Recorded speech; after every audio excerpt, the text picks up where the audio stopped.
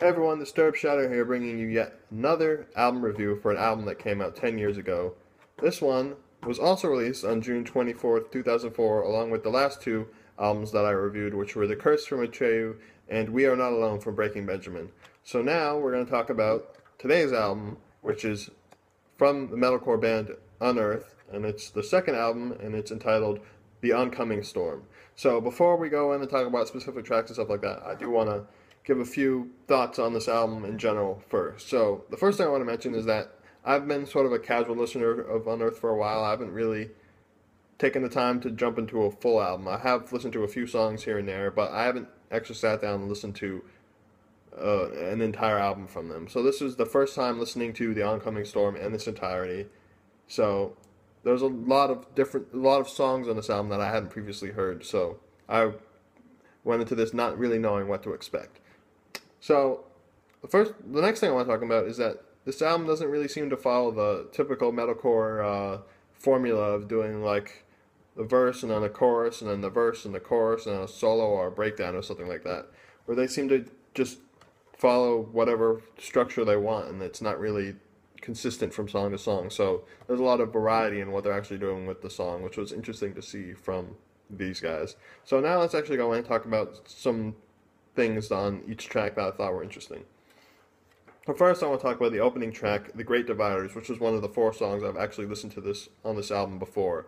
So I think this is a very good way to open the album. It starts off aggressive. Trevor comes in with this aggressive growl, and then Ken and Buz have these really heavy, powerful riffs, and Mike is going crazy on the drums. So it's a nice sort of aggressive way to introduce you to this album. I think it's definitely a good way to open the album. The second track is entitled Failure, and I really like this one too. It has a lot of cool harmonized lead riffing throughout this song, which I thought was interesting. The next song I want to talk about is the third track entitled This Lying World, which is one of the 4 songs I've listened to as well. And I think this is a very, very, very good song. It's one of the best songs on this album.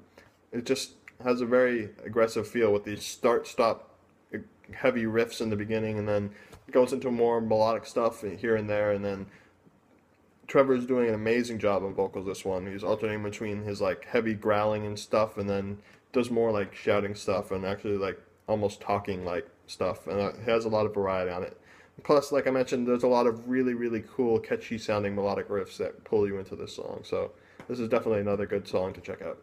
Track number 4, Black Hearts Now Rain. This is an excellent song.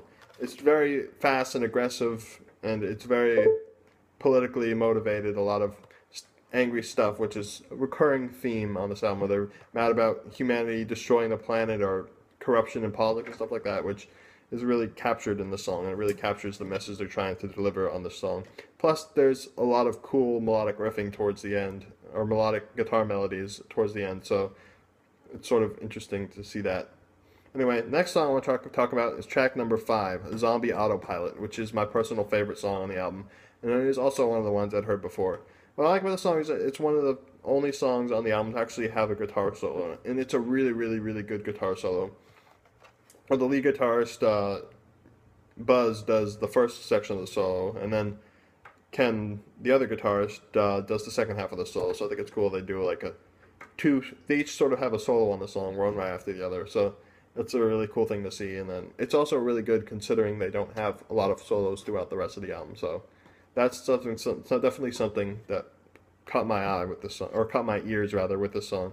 And also towards the end, there's a lot of big guitar melodies and really powerful, emotionally powerful lyrics that sort of pulled me into this song. That's why it's my personal favorite song on the album. The next song I want to talk about is track number 6, Bloodlust for the Human Condition, because it has this really crazy melodic guitar playing towards the end. But other than that, it's sort of just another Unearth song. There's not really anything special about it. It's kind of repetitive with these similar sort of start-stop chuggy riffs, but it's still a good song, but it's just not as interesting as some of the other ones on the album.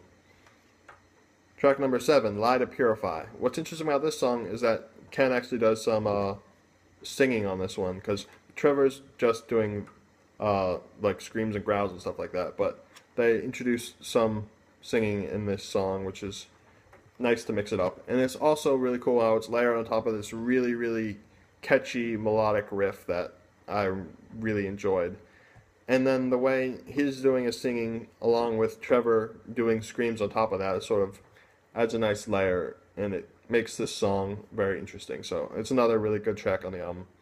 Track number 8, Endless, which is the 4th song that I'd already heard from this album, which is also a really good album. I mean, a really good song. It has a really like fast, aggressive riff in the beginning, and then it stops sort of halfway through the song, and it gets really slow and chuggy, and the vocals get even more aggressive, and I think it's a really cool thing they do here. And then Ken does some more clean singing on this song to sort of mix it up, and they do that similar thing where he's doing the clean singing, and then Trevor on top of that is doing his aggressive growls and stuff like that. So it has a nice dynamic going here. I know I mentioned that in a lot of reviews where I like that dynamic between the screams and the singing and songs like that, and this is a good example of that. So Endless is another good song I want to talk about. 2 more songs I want to talk about. Track number 9, Aries. This is a really awesome song, and it caught me by surprise because I've only been used to the aggressive side of Unearth, where they have the big, fast, heavy chugging riffs and stuff like that. But this song was a major curveball to me. It starts off with a piano intro, and the drums are pulled back and chilled out and kind of simplistic. And then there's just sort of clean sounding guitar on it. And it's almost an instrumental, but there are some vocals in the background, but it's not the main focus of the song. Trevor's doing some big, heavy, emotionally driven growls in the background, but the way it's layered into the mix, it's quieter and sounds like it's echoing in the background. So it's interesting how they do that.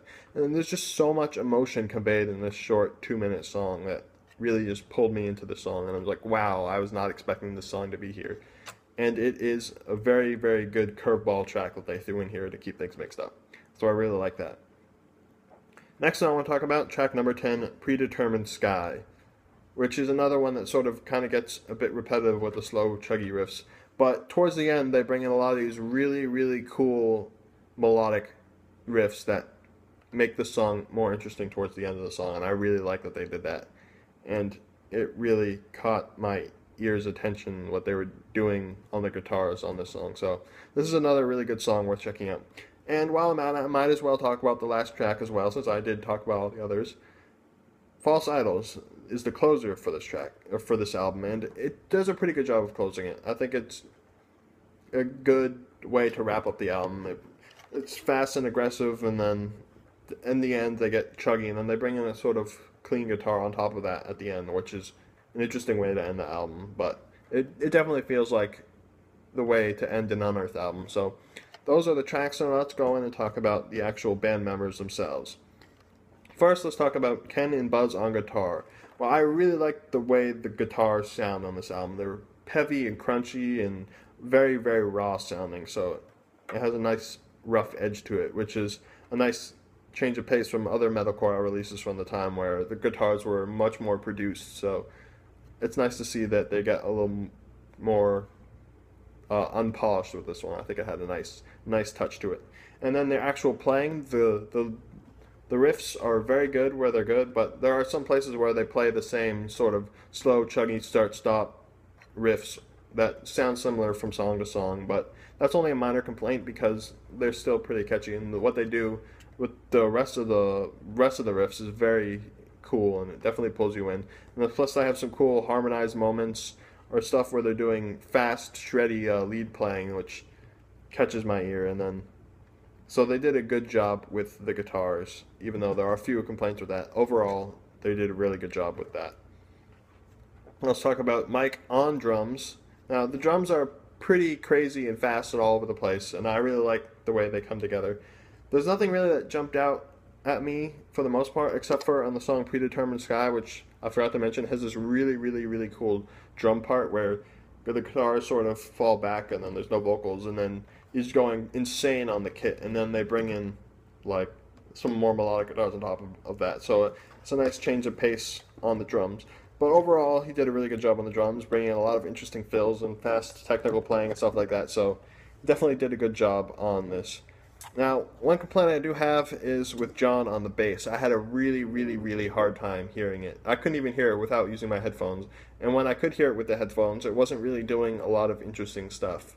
So, the bass was there, but it really wasn't doing anything interesting. So, hopefully on other albums, he does a little more interesting stuff on the bass, but on the Oncoming Storm, there's not really anything interesting happening on the bass. Now, let's talk about Trevor on vocals. Trevor did an amazing job on this album. His growls are heavy and aggressive, and his screams get up pretty high sometimes. I think it all comes together in a very nice package. He did a really good job on the vocals. But nothing too crazy or interesting, like, he's just, or rather, he's not doing anything that's really unique, but he does a really good job for what he's actually doing. So, I have to give him props for his vocal performance. Also want to mention Ken on backing vocals. There are 3 tracks: Black Hearts Now Rain, Lie to Purify, and Endless, where he provides some clean vocals, which adds a nice, interesting touch to those particular songs that they're featured on. So he's got a pretty good voice, and he did a good job on the few songs where he was featured. So that wraps up my look at the tracks and at the band members. So just some closing thoughts. This album does have a few pitfalls where, like I mentioned, the bass isn't turned up loud enough and it's not really doing anything interesting. And there are a few parts where the guitars sort of get a little bit repetitive. But overall, it's a really solid album, and I would definitely recommend it to fans of Unearth who haven't heard this album, and just fans of metalcore, metal in general, who haven't checked this album out. So definitely check it out, and like I said, I would recommend it even with the few minor complaints I had with it. So that's it for the review, and I'll see you guys next time with another review. See ya.